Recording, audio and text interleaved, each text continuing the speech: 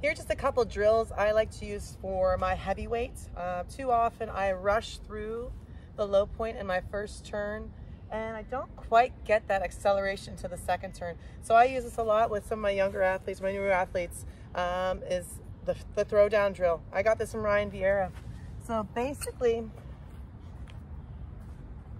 as I'm coming around my first turn, I am trying to line up my right hip and the weight down in this low point here in the back of the trig in order to shift into my second turn. Still landing in that position, hanging out over my right side because that's my power side. And it's very easy to blow through it, drag it behind you, or just be in a bad position that you're not maximizing the pull or the tug against the weight. So the throwdown drill. I'm gonna line up my, as initial throw, like I'm gonna do a regular 2-turn. I'm gonna line it up, cast it forward, push. Oh, hopefully I land on my right side, feet almost simultaneously down into that low point. What's that doing? It's helping me be patient to get down this position. So then, yes, I can shift into the second turn. The throwdown drill is pretty easy to do as far as warm up. You don't necessarily need to have your trig set up, but it's a right hand push, trying to land on double support. There's my low point. So in order to make that feel a little bit better, I've also done line drills. Let me take my hammer apart.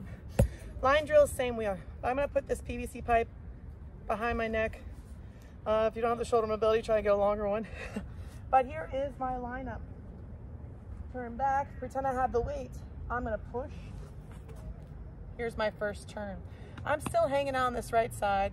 I'm making sure that my shoulders are actually lined up because that's where the weight's gonna land, or at least hit for my low point. And my left toe slightly open. If I'm too far closed off, it's really tough to work around that. So I'm gonna let my left foot turn slightly open. As I go into my second turn, same deal. I'm trying to make sure my shoulders are back so that I have enough of this right side to turn into the throw. Now you can do these line drills anywhere, but I like, actually I just kind of came up with this yesterday, but I'm gonna throw my hammer back on and I'm gonna use my hammer as my weight. So I'm gonna hold the heavy end. This is my light hammer, it's my 12-pound, across my shoulders. So now I'm offset. I have to actually use my abdominals to kind of keep everything pretty level.